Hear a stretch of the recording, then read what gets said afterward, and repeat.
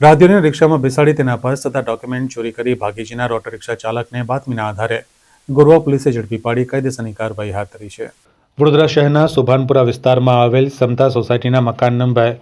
B006-162માં રહેતા સુધાંશુ મોહનલાલ હલદર નામના વૃદ્ધ વ્યક્તિને ગણેશ સુપર માર્કેટથી એક ઓટો રિક્ષા ચાલકે રિક્ષામાં બેસાડી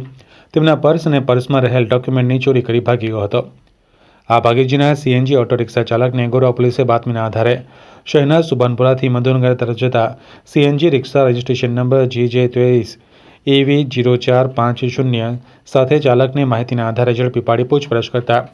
તેનું નામ મોહસિન હુસૈન રિફાકત હુસૈન અબ્દાલ રહે આણંદ જિલ્લાના પેટલાદ તાલુકાના પેટલાદ દેવકુવા તણબત્તી હોવાનું જણાવ્યું હતું